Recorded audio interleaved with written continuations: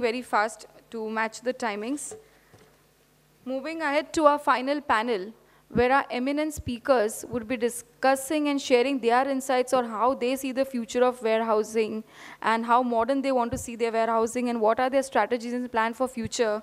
Let me invite on stage S.A. Mohan, CEO, Arms Many, Arif Siddiqui, CEO, Coin Consulting, Pratap Singh Chauhan, AVP Supply Chain from Ruchi Soya Industries, Atul Endale, Assistant Vice President Warehouse Solutions TCI, Sunil Kadam, Supply Chain and Logistics Analytics Head from Gramener, APR, President RSA Global, and to lead the discussion, may I invite on stage Keyur Pandya, General Manager Supply Chain from Thermo Fisher Scientific. Request you to kindly take the discussion forward. Good evening all, and welcome once again. So we have a very rich, experienced team here, and thank you for joining once again. And just to start with, Arif, I know there are a lot of changes and evolution that's happening in the warehouse operations and the way the trends are emerging.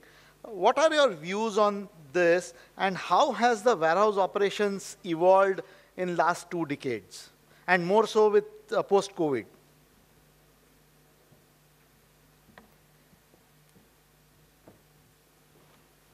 For the past 2 years, we've been sitting down and talking, with our shirts and shorts on.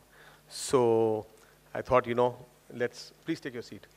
So I thought, we'll change, and I would like to stand and talk.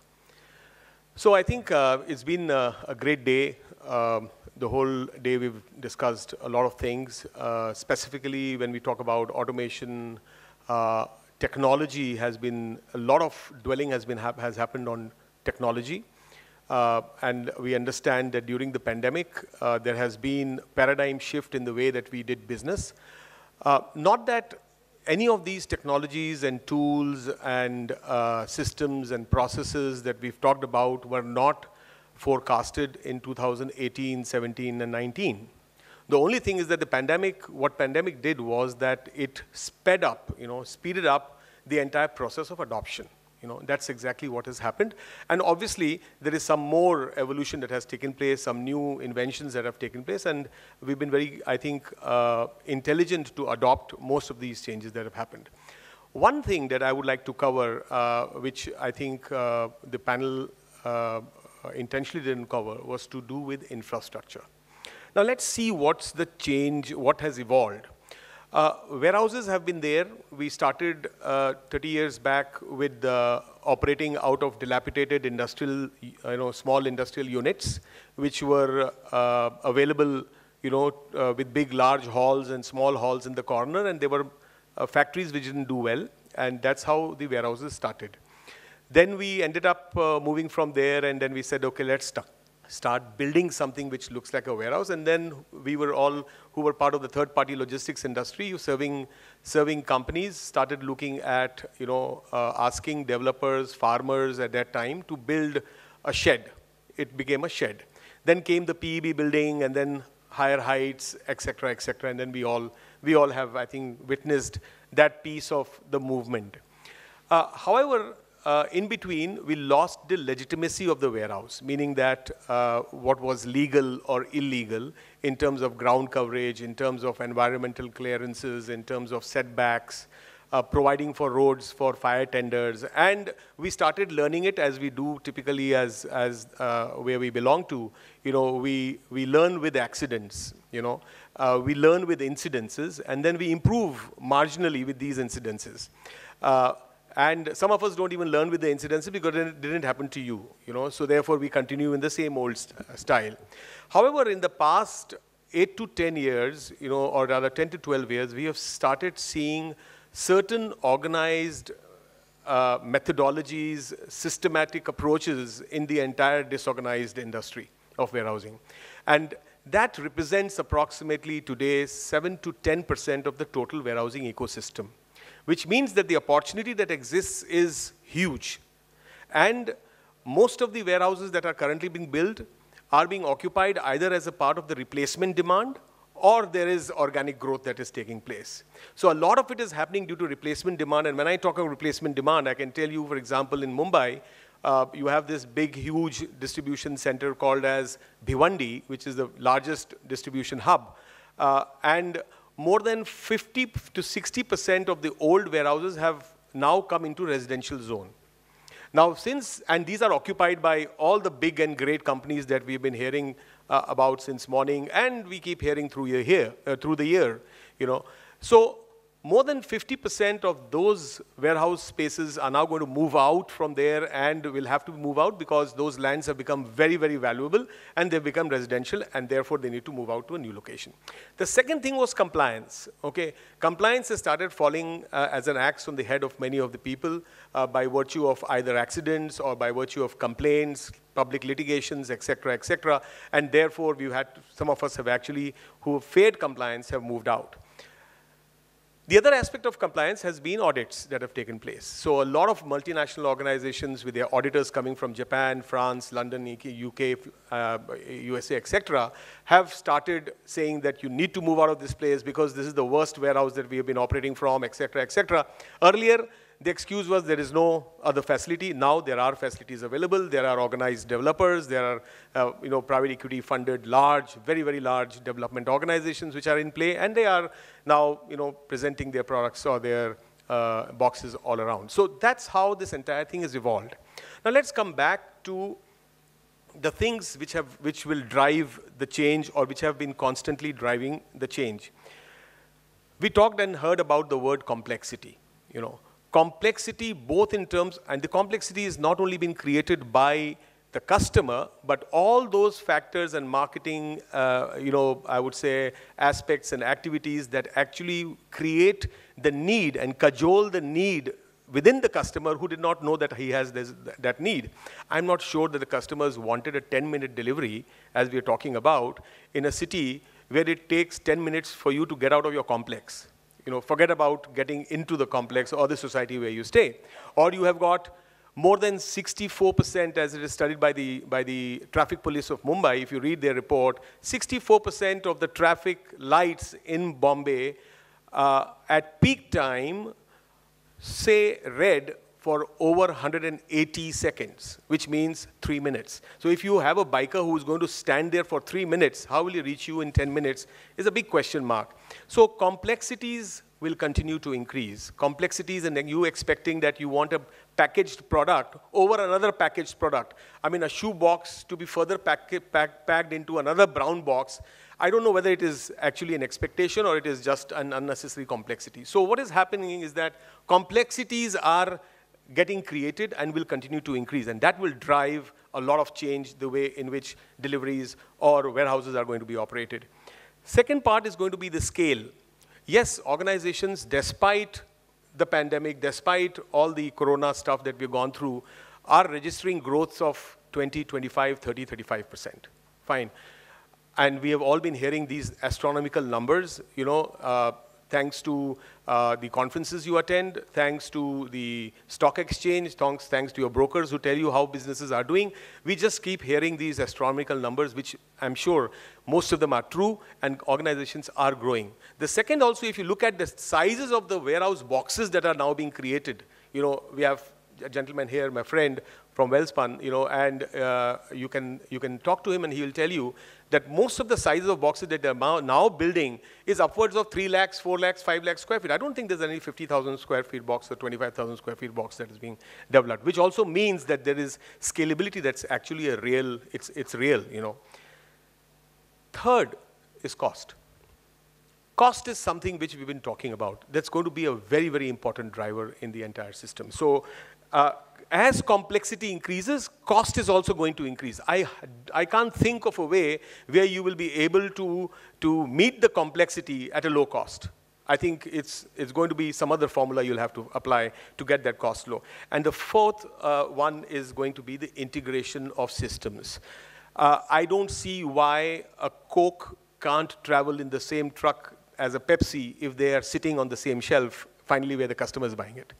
I don't see any reason why a Nestle can't sit with a Cadbury in a truck or in the same warehouse, where finally they are actually selling at the shelf. So competitive collaboration is another aspect which will become very important and will lead to all types of aggregation benefits, will lead to all types of cost optimization benefits, and so on and so forth. So having given these 4 or 5 key drivers, what I see here and what I wish to say, I share with all of you here, is going to be the basic design of your distribution center.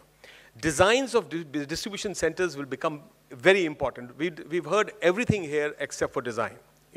We've heard everything here except for infrastructure. Design and infrastructure design will play the next most important role in the future of warehousing, or in the way that we look things forward. Designs are going to focus, on 4 critical parameters. Flow of man, machine, and material. Earlier, there was no consciousness to the way people are walking in a warehouse, how machines are moving around, conflict of machine parts with human parts, material being kept somewhere on the way in the various staging areas. There were no proper yellow markings, etc., etc. And therefore, we saw that flows were acting as impediments in the overall efficiency and productivity of the way you do your operations. So a lot of effort will have to be now put on flows to start understanding, is my DC, my FC, or my WH warehouse is actually designed to integrate and seamlessly integrate, orchestrate the entire flow of man, material, and vehicle. Okay. We continue to see in large logistics parks and centers congestion of traffic. Why? Because traffic management has not been worked out. We have not analyzed how many vehicles are going to come. A lot of these warehouses are built on a speculative basis. So you don't know who your customer is. And therefore, the effort of the developer is to speculate as low as possible, so he doesn't have to leave large arterial roads, large estate roads, or yards, for that matter, so that he can get more and more ground coverage. So the aspect is that we will have to start looking at flows. Very important. Next point is going to be capacity. Capacity. Yesterday I was at a conference, and there was this company saying that we help improve utilization of capacity to the last square inch.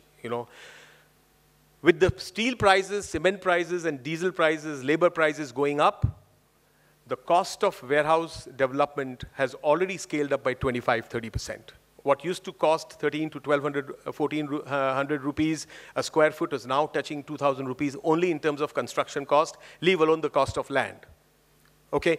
Now, if that happens, today you may be spending 20, 24, 25 rupees a square foot, but I'm telling you, this is not a very long day rate. This rate is going to change and get up to 26, 27, 28 rupees. And the moment you get into 27, 28 rupees, you will start competing in terms of rentals with the international market.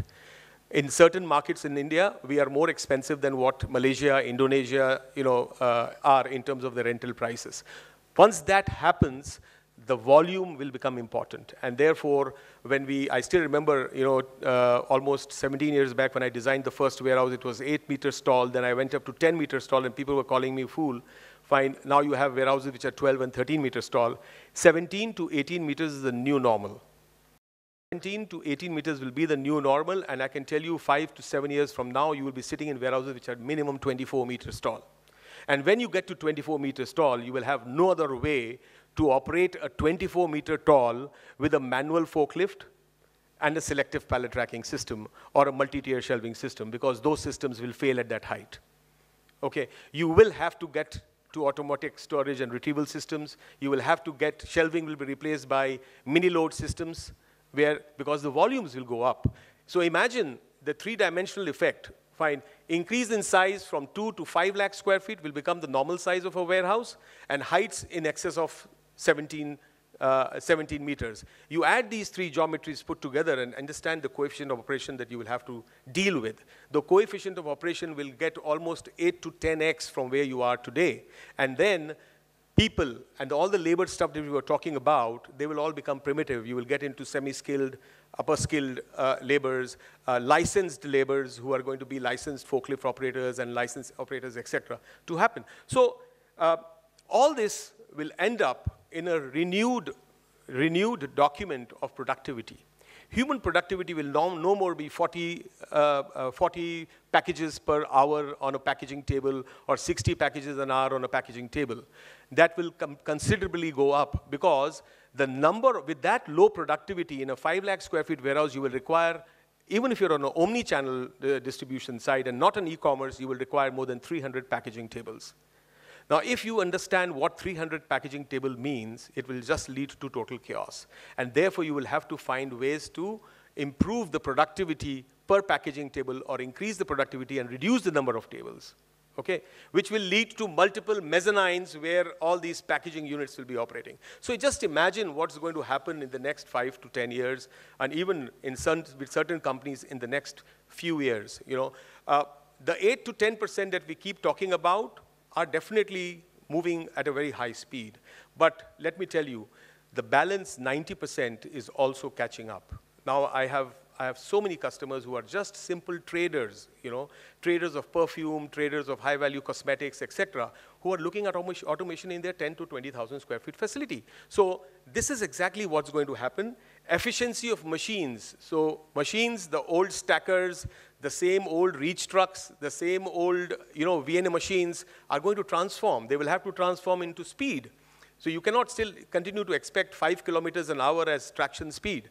Okay, that's got to get into 8 to 10 kilometers an hour, you know. So all these transformations are bound to happen. The last point that I leave is, most importantly, it will continue to be a game of assessment. No matter what we talk about in terms of high-end automation or whatever, please make sure that whatever you invest in is relevant to your business. Thank you.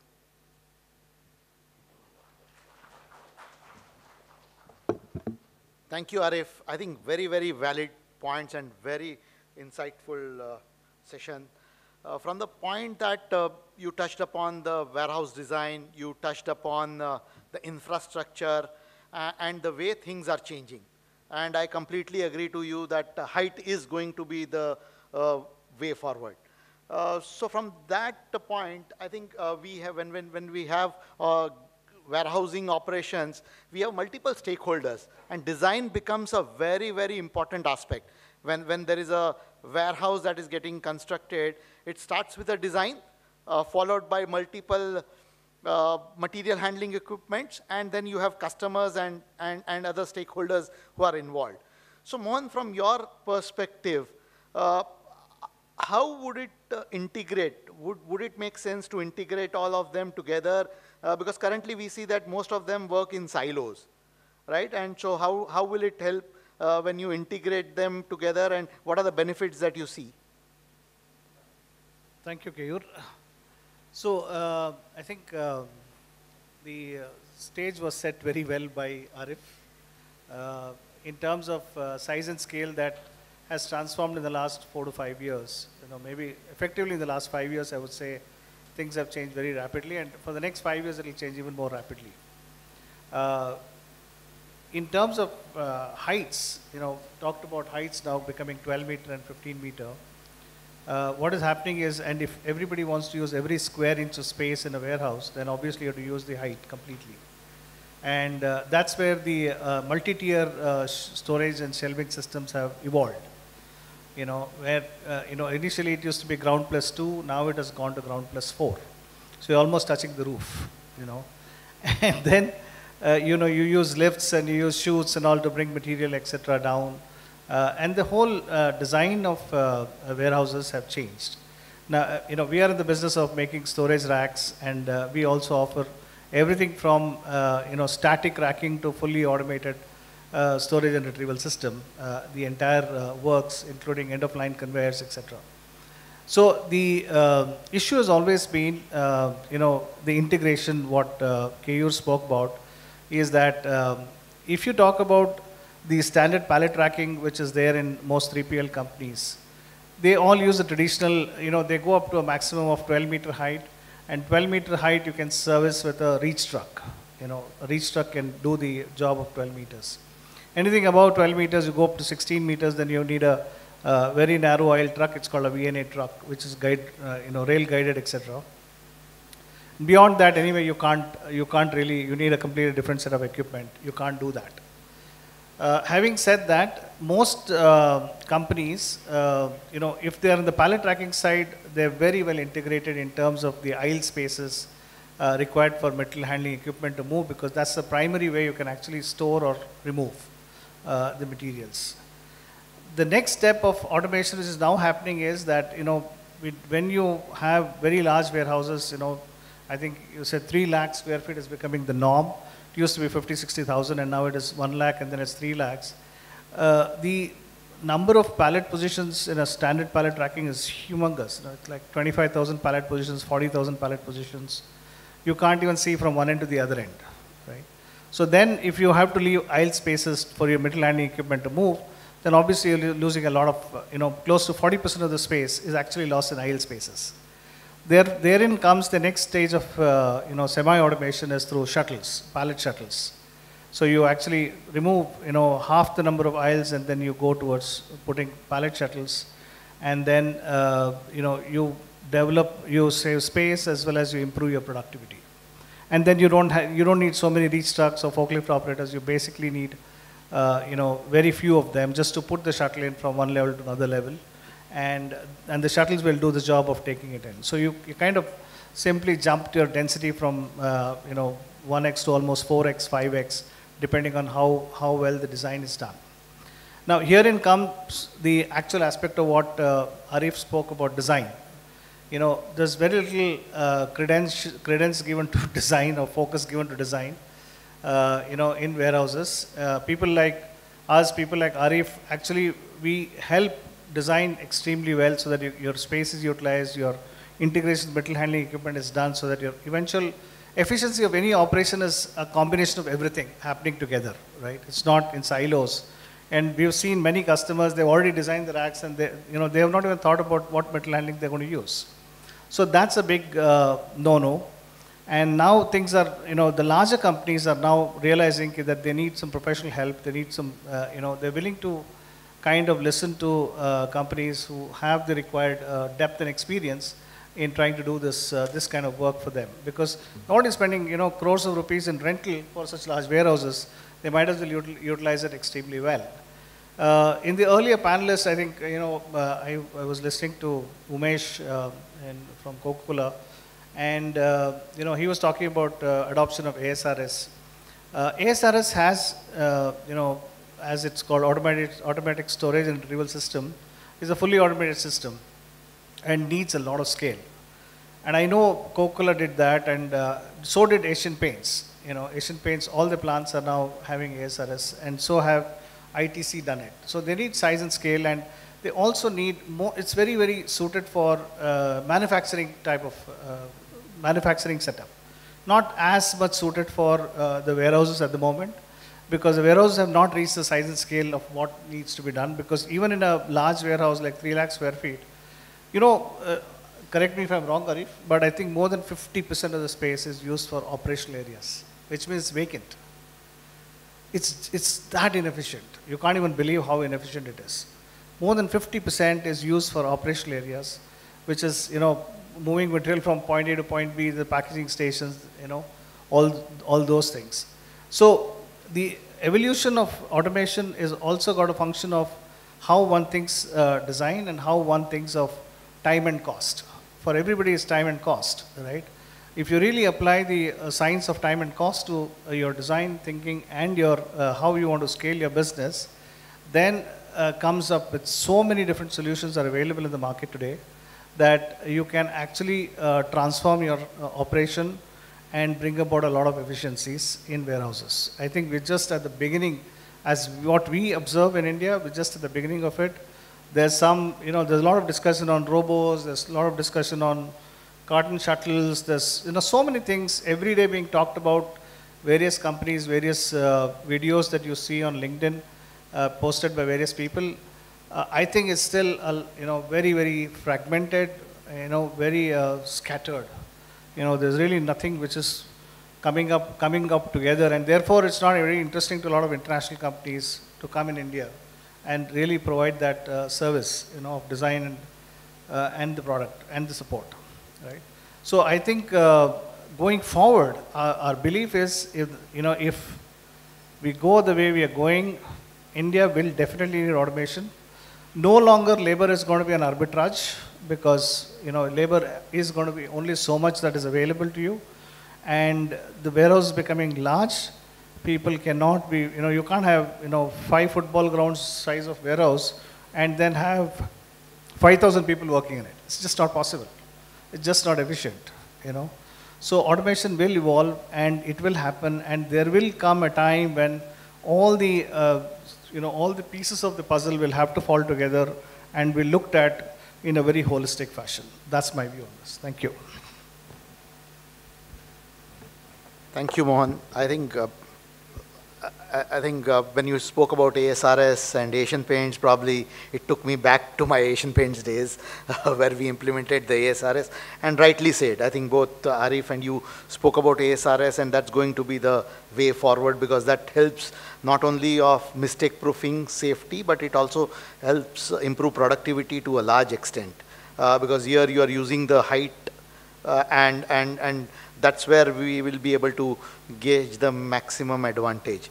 Now with the design and the material handling equipment and everything coming together, I think there is a lot of focus on data, because when we talk about warehousing operations and logistics, there is huge amount of data that each one of us go through.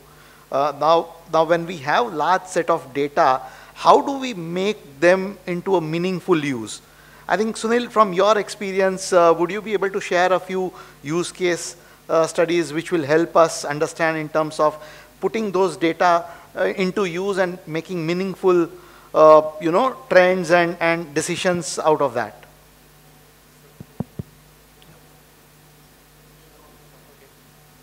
Thanks, Keyur. First of all, I'm very excited to be part of this summit, and it is an opportunity to interact with so many wonderful people who are veteran in this industry. So complete honor and privilege for me. So I work for a company called Graminer. It is a data and analytics company. Okay, data analytics, AI, ML. Everybody knows what that is, but very few people do really understand that. Okay, so before I get into warehousing part and how data is really shaping warehousing, I would want to build a perspective of what data analytics is. If a company comes and it tells you I have implemented SAP, ERP, it is not data analytics. If I'm a company, I have done automation, I've got robotics, AS, RS, and all of those fancy things, right? And like auto retrieval, like there are a lot of things happening, right? Which is I'm simply automating, or I've got a fast sorting machine. It is again not data analytics. Right? If I've got a fancy dashboard using Power BI, Tableau, and I'm measuring my KPI, I know where exactly to look. My friend, it is not data analytics, right? It is all basics, even a kid can do nowadays, okay? It is not. Okay, so what does data analytics mean? I can give you an example. I carry a lot of global experience than India. Now I've started focusing on India as well. I used to visit Riyadh every week. I've done it continuously 16 times in a row. And when I used to get out of the plane in Riyadh, I used to switch my mobile. It used to tell me, you have to go to Hilton. Because Sunil, you have gone in past 12 times, out of 13, you have gone to Hilton. So it is predicting my destination for me, right, where I should be going. So it is about the predictive capability, what I should be doing next. Just not predictive, it is about also prescribing me what and how and like what exactly it means for me, right? It is profiling me. Same goes with the Netflix as well, right? You as a person, when you watch Netflix develops a profile for you. So next time, what kind of movie you would want to watch, where you might have interest, it gives you that information, right? So it is not simply about capturing your name, your age, right, your education, etc. That is a lot more going on there. This, my friend, is analytics, right? And this is what is also transforming warehousing industry. Now I can give you a particular example. But even before we go there, running an algorithm and predicting something, right? Which is where, like I told, analytics. But what is the most important value proposition here, right? Let us focus on the value proposition. So it is about giving you an ability to do something now, here, not tomorrow, right? Not a week from now, right? If I wanted to do something, it should be happening now, then only it is valuable for me.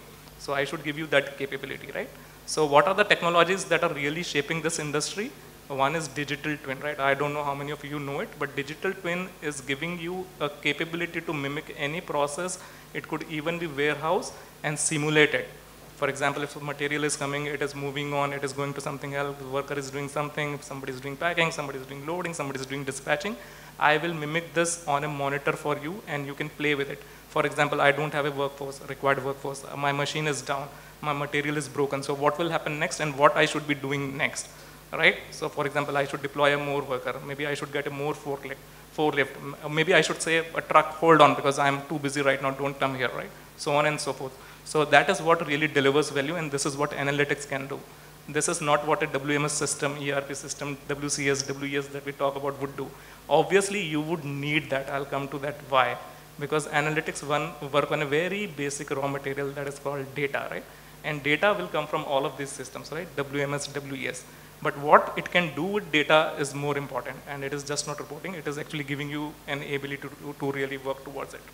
Another important technology here is the computer vision, where you can just apply computer vision. It can really look at material, people, whether they're working right, good or not, and it will tell you what is not happening good. So it is actually deep learning algorithm that runs behind it. What you don't need is a person really to monitor it, right? So that is very transformational concept in any warehouse nowadays, right? Another transformational concept is geospatial analytics. So we know very famous use case is routing, optimization, boring. Everybody knows it, okay? Super boring. So what I'm saying, like if you want to really apply geospatial analytics, so it is that I want to develop a network of warehouses across my network. So where exactly I should be building up warehouse. We have all heard about, right, what all goes into the warehouse, but very basic thing, where all I would be putting up my warehouse. So you can take pictures from satellite, it could be drone, it could be any imagery, and you can create a profile for a particular location. How prone it is to a disaster, flood, rain, traffic jams, you would know it today and you can build your warehouse. Or tomorrow, when there is a concept like omni-channel, dark house, super fulfillment, right? Everything close to the customer, you can make that happen. So those are 3-4 technology trends that everybody should be aware of, everything else that we discussed, right? We need sorting machine, we need equipment, we need forklift, and all of that, but this is what is really transforming the industry. I don't know how many of you know, but the total supply chain market globally is about $15 billion. Out of which supply chain analytics that I'm talking about here is 1/3 of it. It is about $5 billion, and it is going to go up by 17% every year. The fastest growth of any warehousing trend that you will ever witness. Like you can check on Google as well. So this is how fast this is moving, and 90% of companies are still thinking about it, right? Before I stop talking, let me tell you a scenario, right? Now, how it will all fit in the warehouse, right? I am a line manager. Material is coming to me, right, inbound. So I should know that data, right, that truck is coming to me or that a fleet of truck is coming to me. So if I have analytics, if I have right data, I can tell them when exactly you should come to me. So how that is important, because I know at that point of time, I have got the right crew, I have got the right equipment free, I have got my sorting machine free, I have got my conveyor free. And if that is not happening, I can tell them right away, wait for 10 minutes or 15 minutes, right? Don't come to my warehouse and just cause traffic jam. So this is known as predictive capability, right? When my material has really come, I scan it, I put it on the conveyor, right? It is moving on the conveyor. Conveyor can stop, it can break down. I can mimic that conveyor using digital twin, using sensors, and I can tell you whether it is going to break down in next 5 or 10 minutes. If that is going to happen, I'll alert you, you can do something about it. You can stop damages, you can stop delays, so on and so forth. This is predictive capability.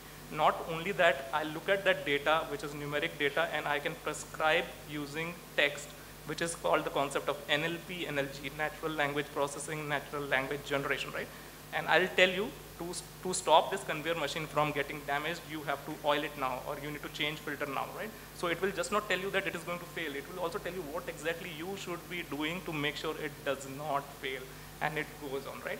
Next would be your sorting machine. Same concept for sorting machine, right? You can mimic it. You can digitally mimic it. You will get to know whether it is working fine, whether it is going to be fail, what you should be doing so that there are no minor stoppages, there are no downtimes, there is no quality issues, and so on and so forth, right? After that, it comes storage, right? All we know, like storage is one of the most problematic area in warehouse, right? Because it is prone to theft, it is prone to like spoilage, shrinkage, and so on and so forth. So what you can do, you can apply computer vision technology in all those areas, right? At least where the material is valuable, right? Once you do that, you can identify when that material has come. is any unauthorized person has touched it, right? What is the quantity of that material? So you can even sync it with your inventory. How that happens? Because every material can be uniquely identified by that camera, and it can tell you whether it is a screw or it is a plug or it is a shoe or it is anything else, right? That is what you can do. Not just with the material, also with your packaging, if packaging is damaged or not, right? For pharmaceutical industries, certain other industries, it is very difficult. Having talked about this much, what is about the workforce, right? Within a workforce, within a warehouse, like the most extensive activity is picking. We all know that, right? It is basics, very elementary. But how would I decide whether Sunil or Shreya, like these are the right people, like who will be really picking up that material? So what analytics would do, it can look at the historical data for the 5 years that you have done similar work or not, right? Whether you have done it proficiently. It's not about that you have done that work, whether you have done that work in a record time or not, how proficient you are, what is your educational background, so on and so forth, and it will assign that work to a particular person. So it is not about assigning work to a person, it is about that particular person by a name. You can improve productivity. All of us have heard we have to increase throughput, productivity, all of that GAN. How would you do it? This is how you do it, and this is what we do, right, at our company. So this is another marquee example. Another example could be like trucks when they go outbound, right? So there are, again, like the same with the inbound and outbound also, right? Multiple trucks are coming, you have got order, but if you don't have right crew, right equipment, everything it is not freed up, right? You cannot really do this. So you can always apply sensor, you can see like where truck is waiting, where it is not waiting, and so on and so forth, but you need a predictive capability where rain happening today is going to impact my truck. If it is going to impact my truck, then I should be calling Sunil not at 11 p.m. but 12 p.m. Right? This is what I tell you is happening right now, right here. And this is the capability we do. So analytics is all about making sure things happen on immediate basis that you can consume and you can deliver value. And this is where warehouse is going. When we are saying like we need to deliver today, it is a delivery between 2 hours, 3 hours, 4 hours, right? But most important thing is how we will do it. It is not through capital intensive investment that you will do, right? It is happening, but you cannot do it every year, every 3 years, so on and so forth. But it is actually analytics, which is not that capital intensive, that can make that happen for you. So that is the real world, and I wanted to give you that picture, and a lot of global customers, because I've worked with them, they exactly do this, and I'm very sure India will catch up to it. So that is 2 cents, my friend, from my side. So with this, I rest my case. Thank you. Awesome, Sunil. Pretty insightful, I think, and it also tells what is the power of data, right? And predictability that you spoke about. And when you were talking, I was trying to visualize the operations and see the kind of predictability and efficiency that it can bring in the entire operation. Because these days, what we are looking at is not only speed, but also accuracy, and at the right time. Right, so everywhere we are touching upon what we think as is optimum, and how do we create that most optimum way of operating. You know, and these days, if you see, most of the warehouses are being operated by 3PL, right? And when we talk to multiple 3PLs, and even as in I have been as a customer and I have seen the 3PL side as well, and when you see, there is always a discussion on optimization of cost and efficiency, right? So Atul, I would want to bring your views on how do 3PL, you know, optimize between efficiency and the performance that they deliver. Thank you very much for this opportunity. Before I go to that part, which I'll anyways answer in my last part, I would like to come back again to the theme of the session, which is handle with care and handle with ease, and equipping the warehouse with the latest of technology and automation. I would like to say, you see, really there is no end to how much of technology and automation you can add to a warehouse or to any operation. And also I would like to remind that warehouse is an enabler. And when I say enabler, the prime duty of a warehouse is to give you the best customer experience at the optimal cost. I would use optimal cost and not low cost. Arif has already dwelled upon it, that you know, always being on low cost is not the right strategy. So we have to see what is optimum. Now, at the same time, whether it is ASRS or shuttles or MTSS or carousels, it would largely depend on your assessment. As again, Arif also pointed out, it remains a game of assessment. So, so we have to see before we invest into technology whether our workflows, whether our operations have graduated or not. When I say they are graduated or not means, have you designed the warehouse in the right flow, right safety measures have been taken into, how your put away will happen. When it comes to put away, there are automation technologies available. You can do, you can have a sortation machine, it can sort SKUs barcode wise, or you can do mobile barcoding. You can have a WMS which can suggest you where to put it. But the important thing remains whether you are doing a barcoding at each unit or not, whether you are infusing accuracy at each unit or not.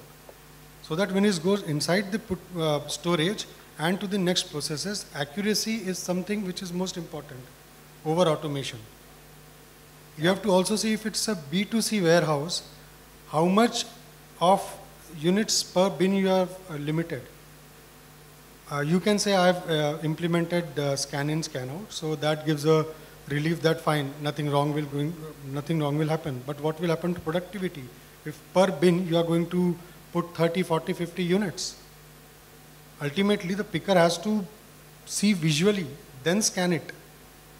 So if it's a B2C warehouse and if your order has to be shipped out from the warehouse or FC in 2 hours, then you have to limit your bin size. So these are all workflows before we go to automation. And then you have to see trade-off. We have to follow horses for courses.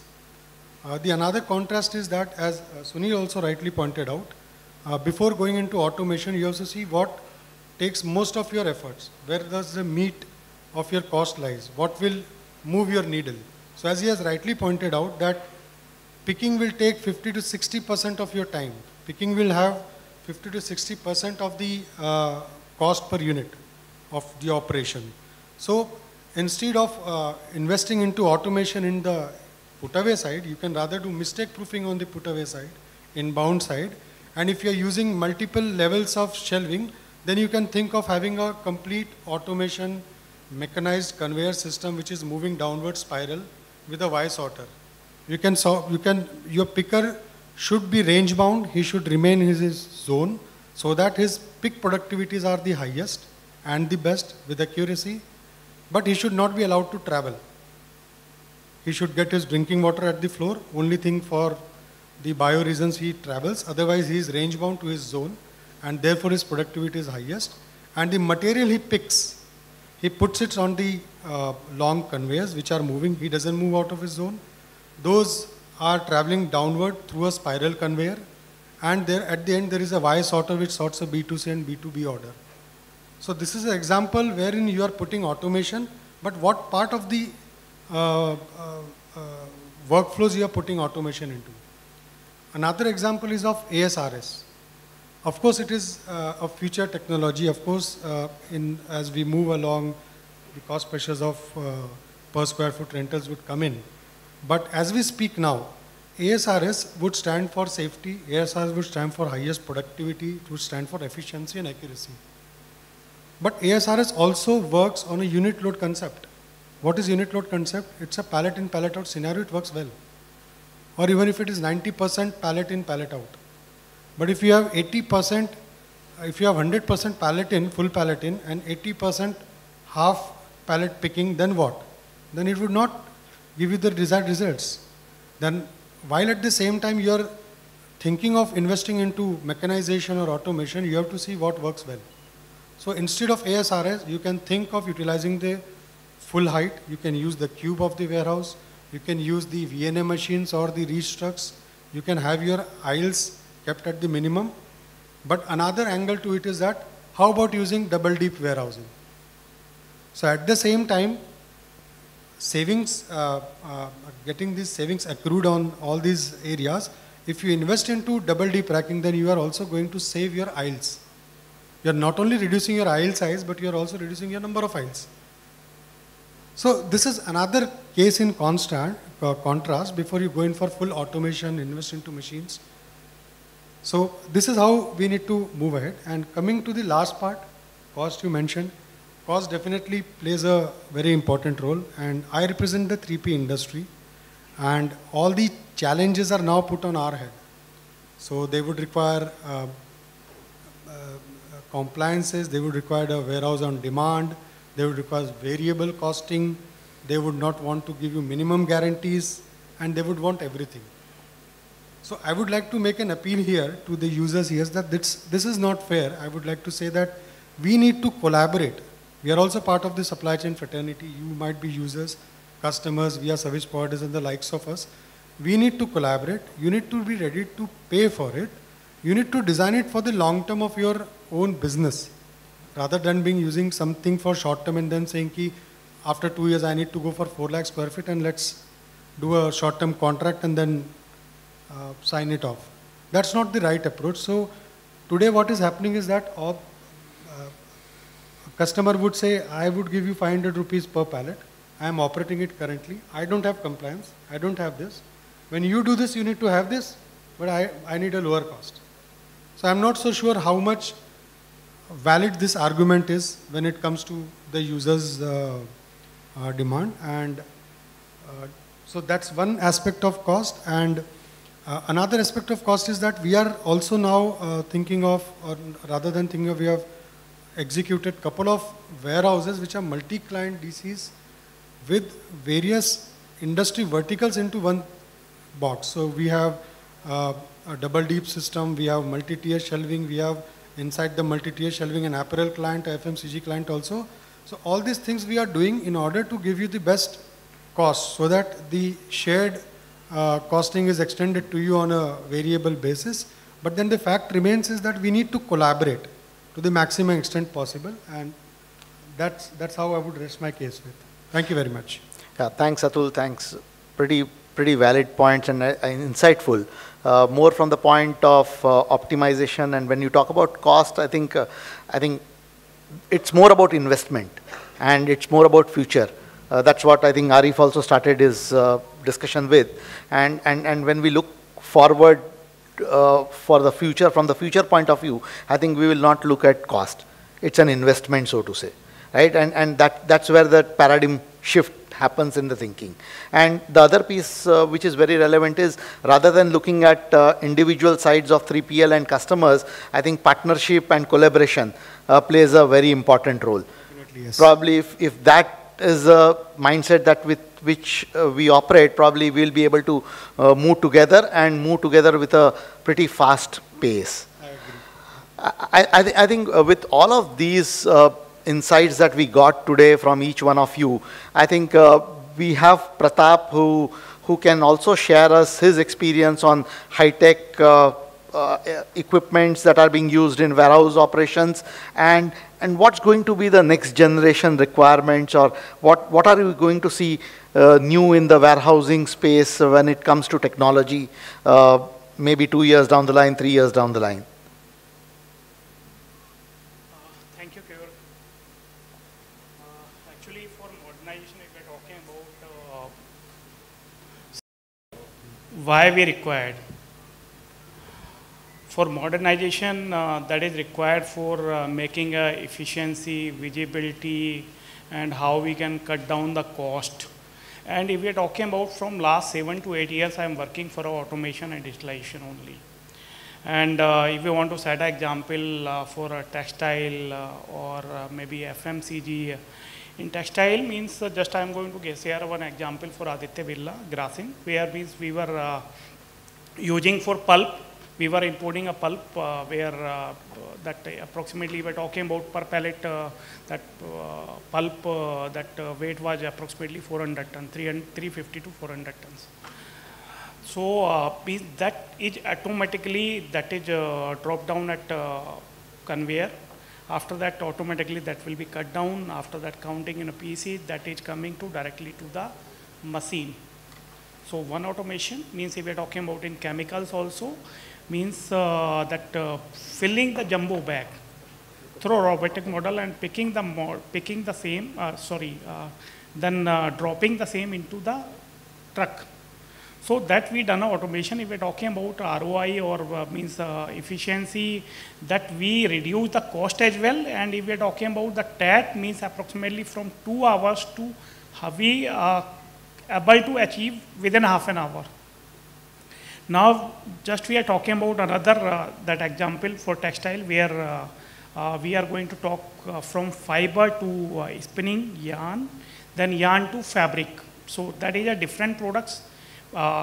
We use a different type of automation. If we're talking about cotton, means handling of cotton. If we're talking about the costing to handle the cotton for loading, offloading, and storage. So means I was unable to compare from last 10 years means how we can do automate. Whatever the running cost is available with that unskilled labor. Now we were talking about yarn, means yes, of course we used the tracking, then we used that BOPT, we used stackers, where we cut down the cost in terms of loading and unloading. We reduce the TAT also. And now we are talking about the terry towel, where means if we are talking about light SKU, means we used that conveyors, BOPT racking systems, we done a storage optimization, that again TAT reduction. Now of talking about FMCG, in case of FMCG, yes, in one is an oil business, one is in biscuit business. In oil business means we are doing the racking system up to 3 layers only. Reason behind of that means if we are talking about means one is we are using that cartons where means we are having packaging of 1 kg, half kg.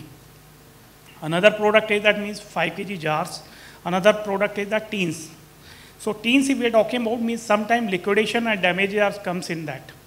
So this not possible means if we are going to for racking that 4th rack or maybe 5th rack, we cannot go there and we cannot make a visualize, means either we need to use a drone facility, I don't know, means that cost will come or not.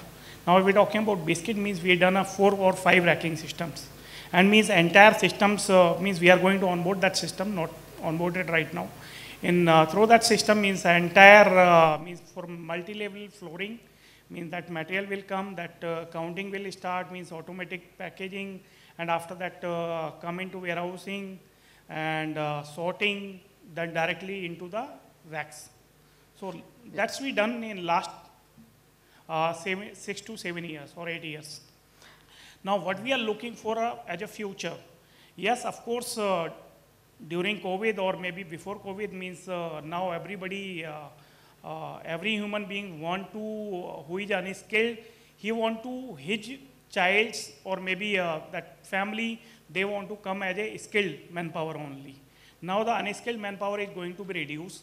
So, and during COVID we learned a lot, means that manpower was not available. We come into technology, means how we can do on board that automation and all. So in coming era means that manpower is going to be eliminated, means we need to onboard the more and more automations in those systems. Right. Right now, if we're talking about means if we want to take a visibility, means we can see each and everything on a mobile, means that called as a 6S or maybe SFCF search free, count free, completely clear technology. Right. I think very valid point. I think this COVID has taught us a lot, and that's where we are going towards automation and new technology. With this, I think a lot of insightful discussion, pretty exciting times, and with that, we would want to end this panel discussion. Thank you so much